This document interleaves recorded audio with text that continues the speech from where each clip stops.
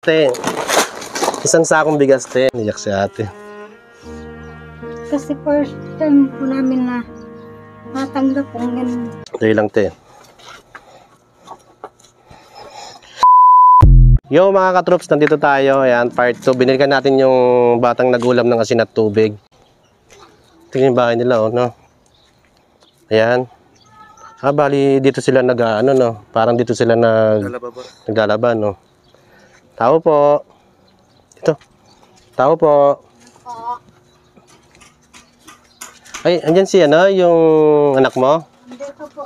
Ano pangalan niyan? Ay, ito pala, dito ka. Joshua. Si Joshua, ito yung Joshua. Buti hindi ka malis ngayon. Hindi na lang umalis. Ay, kayo po yung nanay. Ito po yung nanay niya, mga katroops. Dito ka, harap ka dito. Ito yung nanay niya. Ano pangalan niya, te? Daisy po. Pwede pumasok sa bahay niya? Pwede po. Tara, pakita natin yung bahay niya lang. Yan, ito yung bahay niya. Simple lang, oh. Kubot lang po kami. Okay lang yan. Yan, namumuhay sila ng ganito lang. Ito yung bahay nila. Tapos, ito yung pinakakwarto nyo, te, no? Yan, ito yung mga kwarto nila. Yan. Sa kayo naglalaban yan, te? Doon lang po sa bomba. Bomba.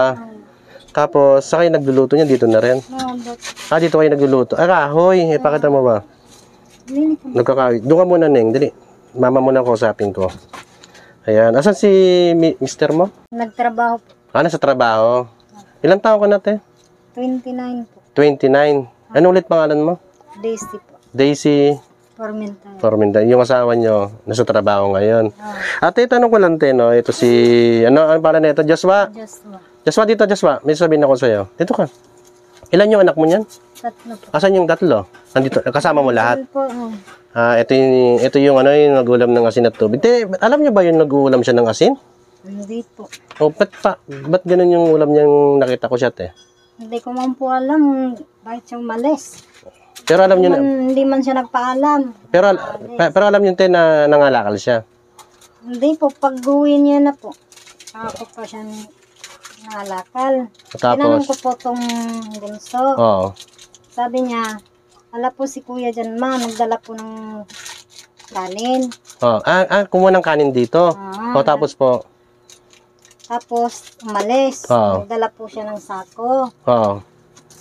Yan, sabi mo. Para nangangalakal siya. Tinanong ko siya, pag-uwi niya, may dala na siyang pagkain. Ibig sabihin, pag nangangalakal siya, te, bumibili siya pagkain nyo. Ang bait ng bata na, te, no? Kasi panganay mo, te. Baka pangalawa to? Pangalawa. 9 na taon na si Joshua. Dito ka, Joshua. Sabi niya, te, sa vlog, te, bakit kinder pa lang siya? Kasi po, hindi po siya nakapag-aral nung doon pa kami sa Leyte. Bali, hindi kayo taga Pampanga talaga. Hindi po. Ngayon, bago lang kayo dito. Bago lang. Kaya ngayon na siya nag-aaral. Opo. Te, yung perang nakuha niya, nung ginawa niya yung binigyan ko siyang pera, alam niyo po ba yun? Opo, nagulat nga ako nung nilagay po sa Jollibee. Tapos sabi niya, ma, may pera po. Tapos sabi ko, saan galing yan? Baka ninakaw mo. Sabi niya, hindi po ma. Binigay po sa akin to. Tapos sabi niya, ito po ma. Kaya yun, binayad ko po dun sa graduation po nila. Yung pera niya, binayad sa graduation niya. Bali, mag-grade 1 na siya.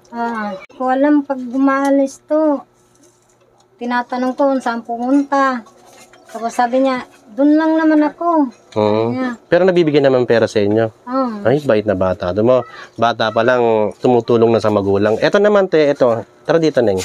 Ito yung bunso niya. 8 po. Ilang taon na? 8. 8. Nag-aaral to, te? Opo. Pareha po silang kinder. 3 kasi. Pero yung panganay mo nag-aaral din? Kinder din siya. Kasi po, hindi daw pwede po kasi dito na hindi daw po ibabalik sa kinder. Nung panganay ko, nag-aaral na yon, grade 1. Grade 1 na. Ilang taon na yon? 11 na po. Mga late na sila, te, no? Nag-aaral, te, no? Hindi, importante, te. Nag-aaral pa rin. Sana makatapos sila, te. Yan nga pong sinasabi ko sa kanila. Kahit mahirap lang, kain tayo ng maayos. Tama yun, te. Na hindi galing sa nakaw. Yung sinasabi ko sa kanila, pag nakita sila ng pera, Sabi ko, ibalik nyo yan. Sa atin yan. Yung ako man, nakakita ko isang liw, binalik ko sa mayari. Sabi ko, ibalik nyo yan, hindi sa atin yan. Sabi niya, ma, malayo na po yung mayari. Opo. Tapos, sabi niya, ma, sundan natin. Nagsunod-sunod kami, malayo. Sabi ko, kuya, yung wallet nyo po, nalaglag. Sinoli nyo. Ngayon, te, meron lang akong konting surprise sa inyo, te, no? Te, isang sakong bigas, te. Yan, para makatulong po sa inyo, te, na hindi nyo na pong problemahan yung bigas, te. Salamat po. Niyak si ate. Kasi first time po namin na matanggap pong ganun. Ibig sabihin, kauna-unahan lang kayo nagkaroon ng ganito?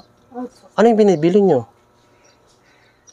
Magbibili lang po kami sa tindahan, tag 5 kilo lang. Tapos, pahabutin yung 1 linggo, gano'n? Ito sariling bahay niyo to o pinatira lang? Pinatira lang kayo? Pinatira lang po kami. Pinatira lang kayo. Wala kayo talagang sariling bahay. Wala. Kunyari, te, pinaalis kayo dito. Maghahanap na lang po ng ibang tirahan. Te, tsaka te, meron palang nagpaabot ng tulong sa'yo, te. Nang galing, hindi ko alam kung ayaw niyang magpa-mention ng pangalan. Nagbigay po siya, te, ng ito lang, te. Bali, nagbigay po siya ng te, ng 1,000 sa inyo para do sa pambaon-baon ng bata. Tapos, te, yung 1,000 na yun, te, dadagdagan ko pa yan, te. 1,000 din po sa akin, te. Yan, te. Salamat.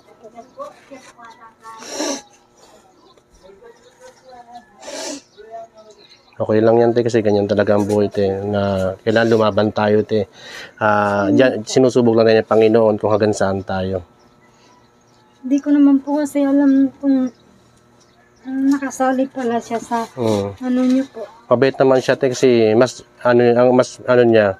ayaw niya bumili ng ulam. Siguro, nagtipid siya para pag uwi niya rito, may pasulubong sa inyo.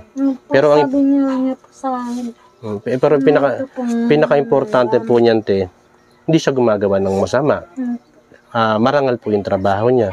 Kaya nga po, sinabi ko sa kanila, kahit toyo lang po yung ulam natin. Kasi hindi po tayo.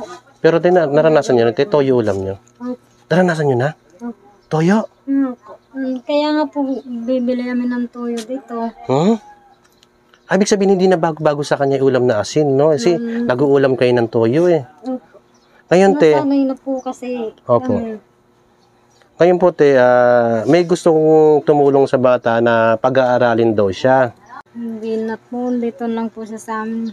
Ibig sabihin, pwede silang tumulong pero wag siyang aalisin sa inyo.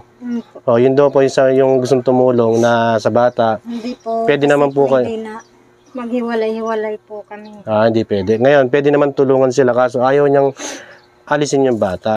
Diba may 2,000 na kayo, 1,000 sa sponsor, 1,000 sa akin. Ayaw magpasabi ng sponsor kung sino siya. Ngayon, te, mag-Jollibee kayo, gusto ko, ha? Ito, te, itong 500, te. Mag-Jollibee kayo, ha? Huwag nyo nang galawin yung ito, pang gastos-gastos nyo lang. Ito, pang Jollibee nyo yung 500, na. Salamat. Mag-iingat ka, ha? Alam mo naman yung buhay nyo. Salamat. Okay lang yan, te. Ganyan po talaga ang buhay. Minsan, mahirap talaga. Pero sinusubok lang tayo ng panahon kung hanggang saan tayo.